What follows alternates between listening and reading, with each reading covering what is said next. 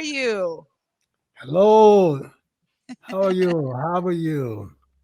Doing First of, great. It's so great to be with you today. And we have so much to dive into because looking at your bio and reading your books, I know you have been dedicating yourself to this way of life and to bringing it out to people for the last 50 years. And so I want to start really toward the beginning here. As a young man, you had folks coming to you for guidance and for counsel, and that kind of grew in its own regard. Tell us about those beginnings. sure.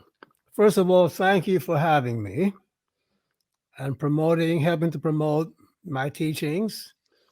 And yes, when I was in my, 20s, actually late 20s, early 30s, I was doing a lot of readings on esoteric science, ancient Egyptian texts and, the different New Age stuff out there. And somehow I was able to leverage that material to answer questions that people had about their lives, give them spiritual insight. And it was a kind of uncanny experience because people will constantly tell me that it was so different, so inspiring, and I didn't know where that was coming from. It was like some intuition that will come to me when I began to counsel people.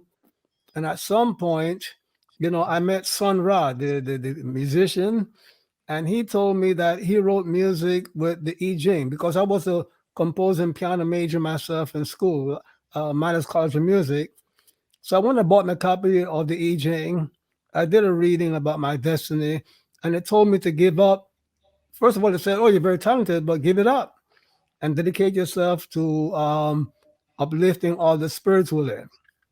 So I toyed with that for 3 years because how was I going to give up after some 25 years of studying music? But that's what I do. I was very good at it. I got a scholarship to mine. As why would I give it up? But people would come back and say to me, "Oh, this was very helpful." So, I meditated and gave it up, dedicated myself to teaching people. And I wrote a couple of books, in the early 70s. And it became clear to me that you cannot help to develop people spiritually by just giving them books and going over things intellectually. What you need to have is a community where everybody is dedicated to helping each other grow spiritually, support each other, set up an accountability mechanism, meditate and pray for each other, and so on. So that was the beginning of the Osada Set Society.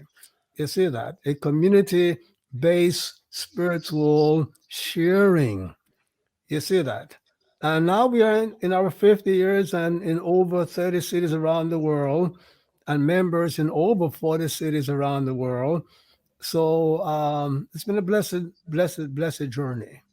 Absolutely. I mean, that carries us forward because you realize that there was some structure that was necessary in order for people to be able to utilize the teachings within the books. So I really appreciate you taking us on that journey and sharing how important it was to have a system of accountability and a way to really bond and connect with people as we learn to be one with all, right? And so it's beautiful to hear that the teachings were really the foundation for establishing a Saraset society and getting people to understand how to do this work in their lives, not just for themselves, but as a collective. And so, one of the things that really struck me in your bio was you said it had to have the, traditional African governmental structure. It couldn't really mimic what we saw here in the Western world. Can you tell us more about that? Yes, when we look at the governmental and organizational structure in the Western world, we find that it is, has a lot of issues and problems with it. You see that somebody's a president, vice president, CEO. They don't necessarily have the qualities, the talent. You see that?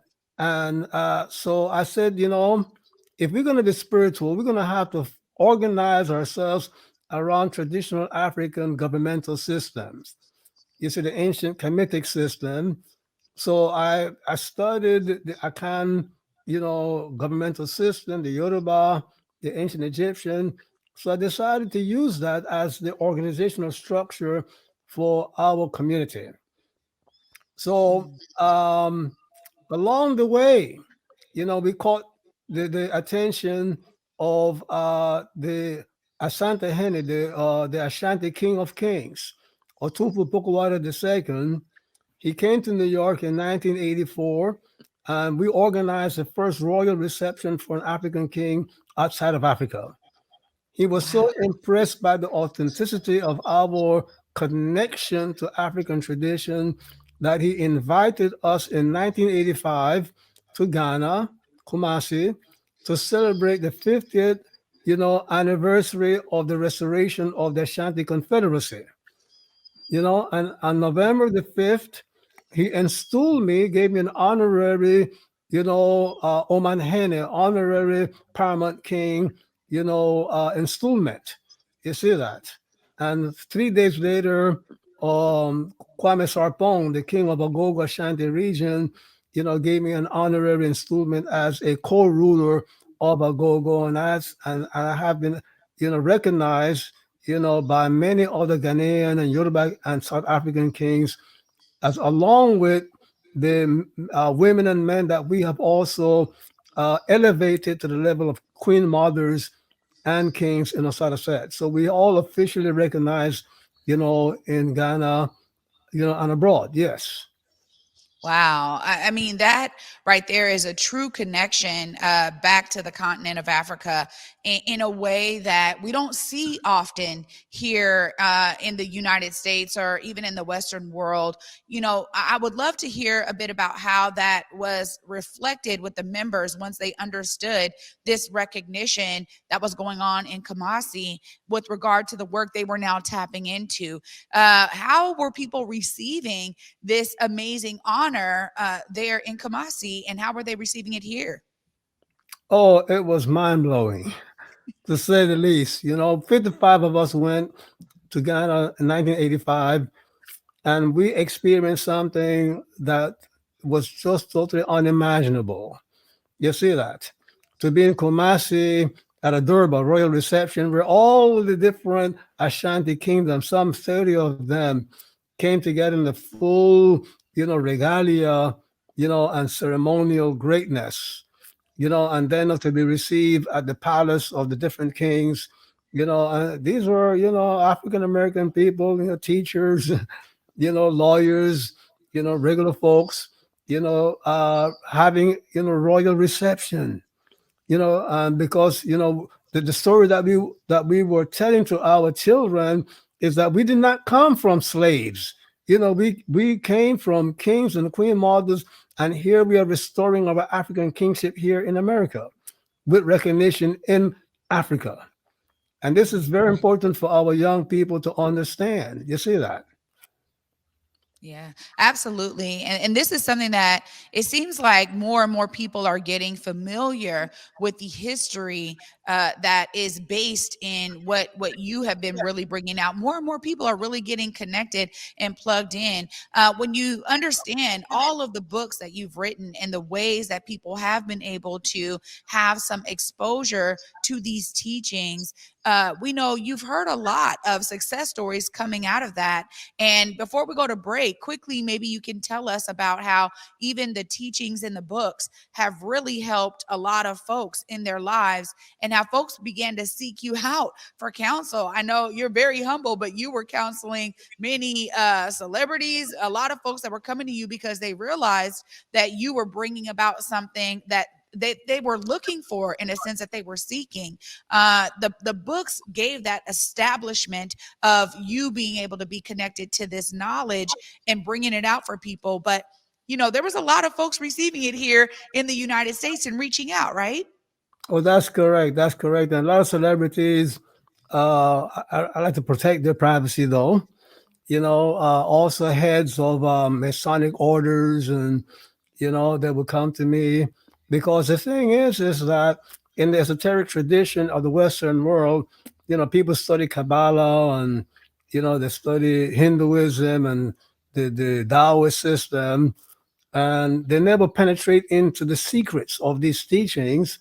You see that? And one of the reasons for that is that because they didn't try to apply these teachings to everyday life.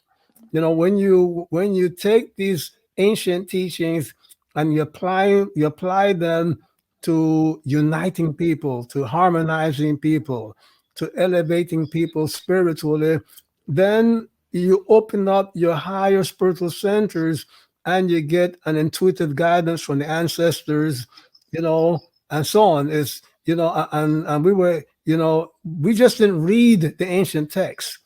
We learned how we sought out those knowledge on how to use these teachings to counsel people for relationship and marriage, how to help the women have natural childbirth.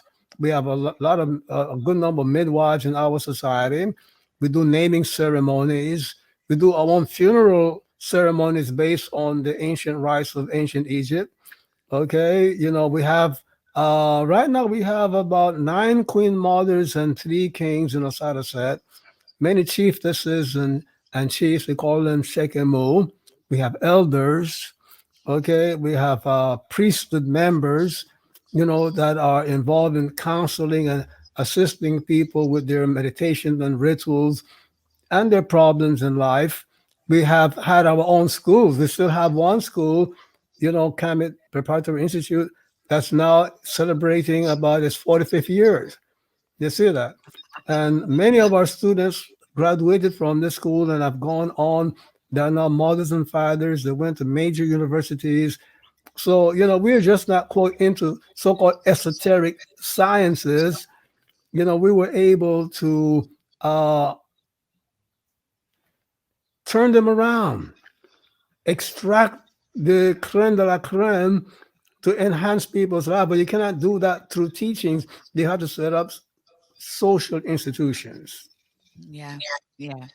Oh, wow.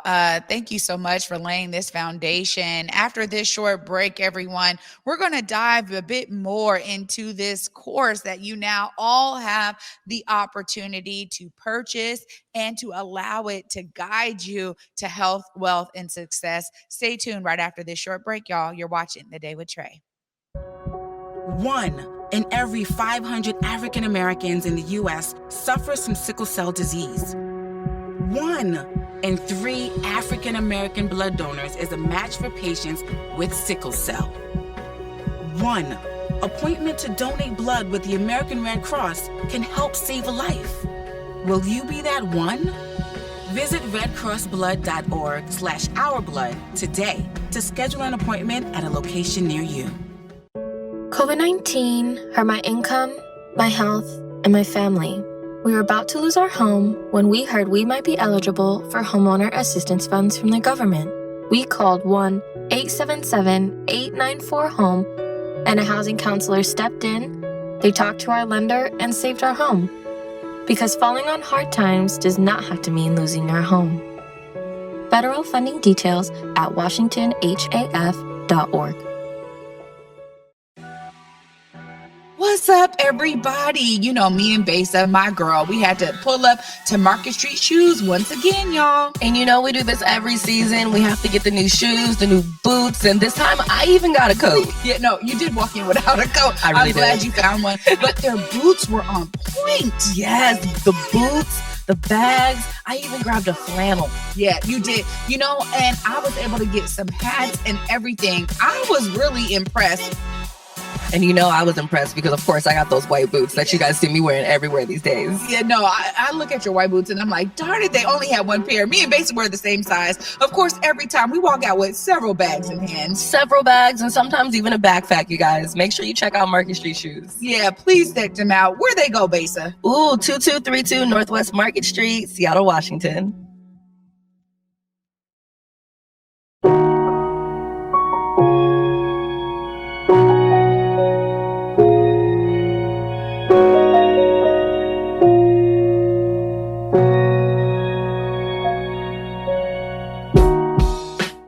Welcome back, everyone, to the Day with Trey. Of course, I'm your host, Trae Holiday, and we are continuing our discussion with Ra'u Nefer Amen the First. He was just laying an amazing foundation of the history of, his teachings and his work, how he brought it out to the community with the Sarset Society, and some of the benefits that all of those members have been able to experience in the last 50 years. Welcome back, Ra'u Nefer Amen the First. Thank you. Yes. Well, you just really laid out a solid foundation. And now there is a real push to make sure that these teachings and these lessons are accessible to everyone throughout the world. Tell us about this transition moving from, the ways that it has been done to now opening it up with Ma'at, the 11 laws, this meditation course on health, wealth, and success. Thank you so much. And let me first begin by explaining the reason for the course, and the courses to come. You know, I cannot give a bright individual books and say, go study the books and become a doctor. Go study the book and become a teacher. Go study the book and become a lawyer. You need to have courses and people teaching those courses. And this is what we are pivoting from. We have, in the past 50 years, I have written 40 books and composed music, over 100 compositions for meditation, meditation music and so on. But the thing is that you have to get into the trenches with people. You see that? And now that technology, IT technology, has advanced so much, without touching AI, or maybe a little bit of it, we are able to now bring courses, because that's what the public need. They don't need, a 41st or a 50th book from me. What they need is you know, a group of people working through technology that can reach hundreds of people, thousands of people at a time, and guide them through the process. So this work, Ma'at, the 11 Laws of God, well, Ma'at, 11, that's the book, and the course is Ma'at, the 11 Laws of Health, Wealth, and Success. You see, um, it's our first, tool to sit down with people and help them awaken the 11 faculties of their spirit. The same way the physical body has different faculties, respiratory system, digestive system, and so on, the spirit has different systems or faculties, which the ancient Egyptians called Neteru, the Kabbalists call the spheres of the tree of life, and the Orishas, the Yoruba called the Orishas. These are not nothing else but faculties of the spirit, the same with the physical body. But the thing is that you need somebody to guide you on how to awaken these faculties, how to put them to work to elevate your mind and your psyche. And so this is what this course, Ma'at, the 11 laws of health, wealth, and success. You see Yeah. that? Yeah, I mean, this right here is something we've been discussing this with certain folks coming on to the platform here for the Day with Trey. I know we've had Haru Chayazamin here. He was talking about the benefit of Qigong and breathing. And we know that that is also another ancient practice. And so there's really it's almost like it's great to understand and see that more and more folks are getting connected to some of these practices. And this is a practical way for them to understand how to be benefiting their lives by doing some work with their inner sides, right? I mean, I think a lot of folks, we have a lot of gurus out there that talk about, what folks need to be doing and buying these other books and reading and getting the intellectual knowledge. But a lot of this is about folks being able to, as you said there, cultivate these faculties from within. When you think about some of the practical things folks are getting by purchasing this course, explain to us, when someone is brand new, they have no idea about any of this.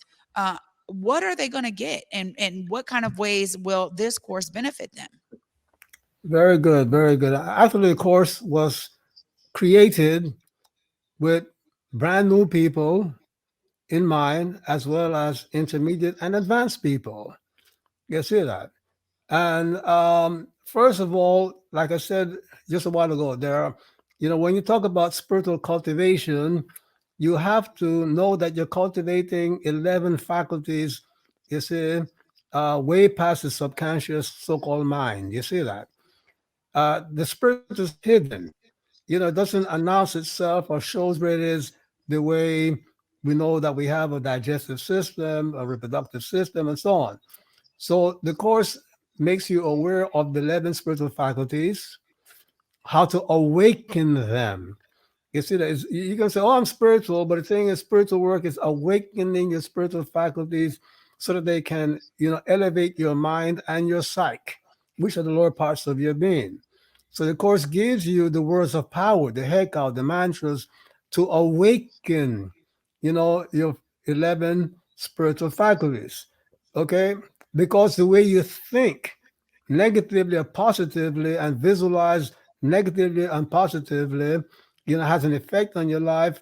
The course gives you affirmations so that you can replace the negative thinking that ruins people's life with affirmations, with statements. You see that should be playing in your mind when you find yourself in a particular challenging moment. How to visualize living these spiritual truths. Because you have to go beyond. You have to go beyond this the notion of so-called positive thinking, and positive visualization. The course gives you models, templates.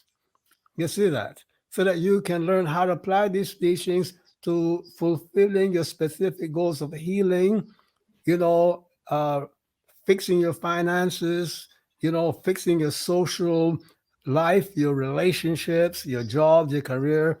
And we're bringing people 50 years of experience. You see that? Okay. That's why it is the success Yeah. of these teachings, why we are in over 30 cities around the world.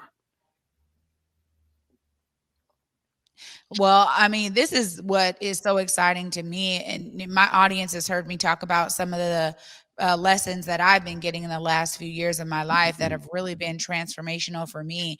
And one that is always, even still a mind blowing fact is, the power of our choices, right?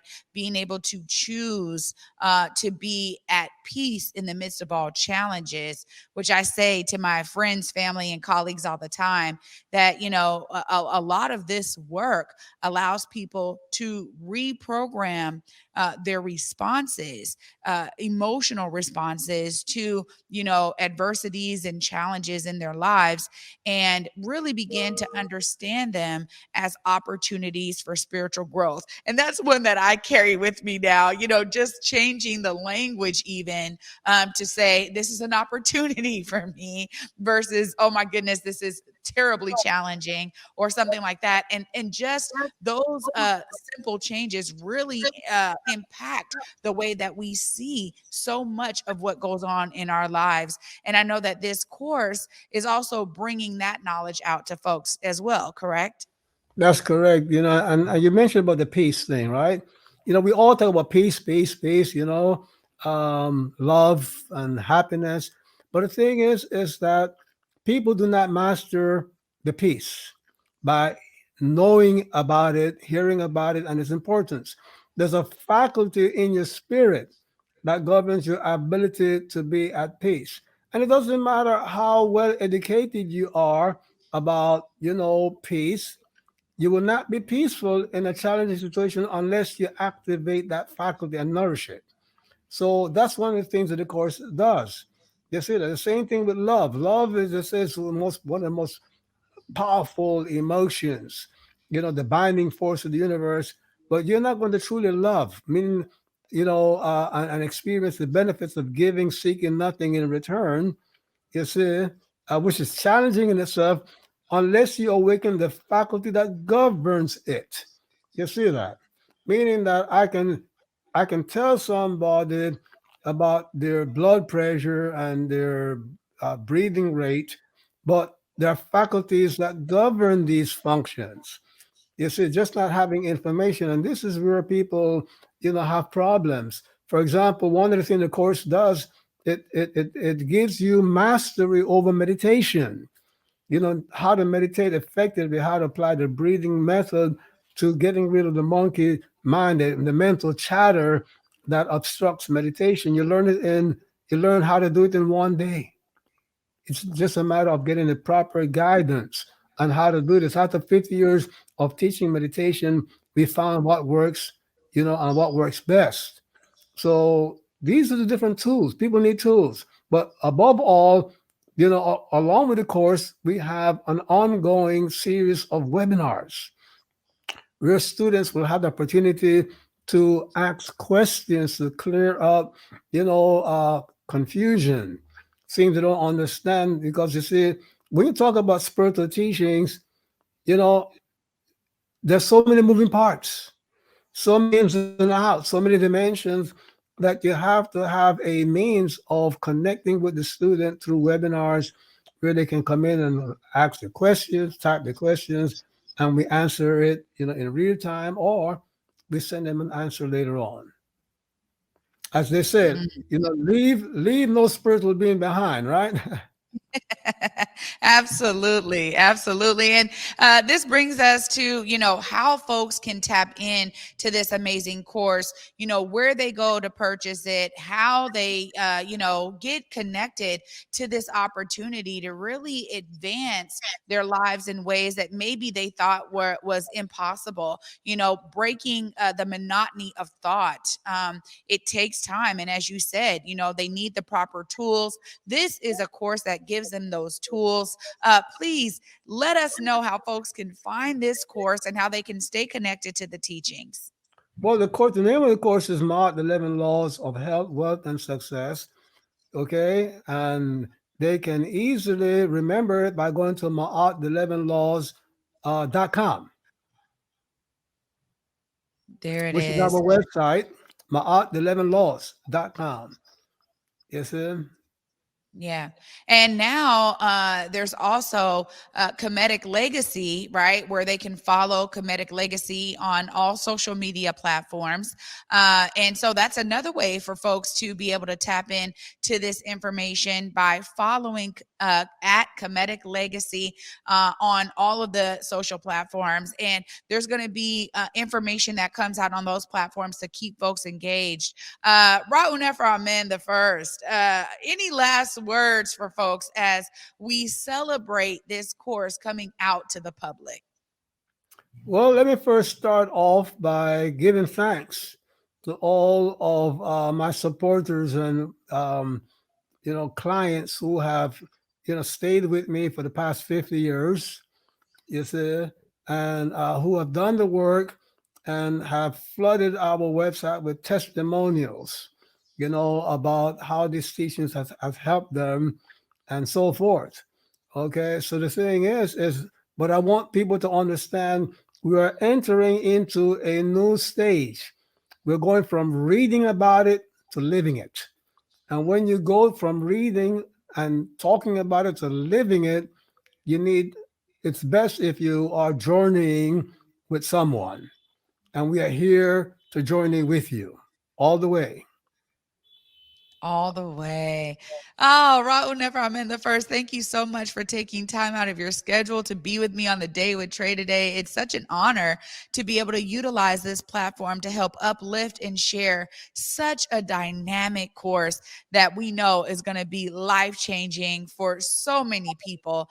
Thank you for your work and your dedication to bringing this knowledge and these tools out for all of us to be able to benefit. We'll make sure we continue to promote it because it's such a great dynamic course. Thank you for all of your work and dedication. We appreciate you. Thank you for the honor and the privilege. As we say, Hotep. Hotep. Oh, y'all, I told you this was going to be fantastic. And now you have some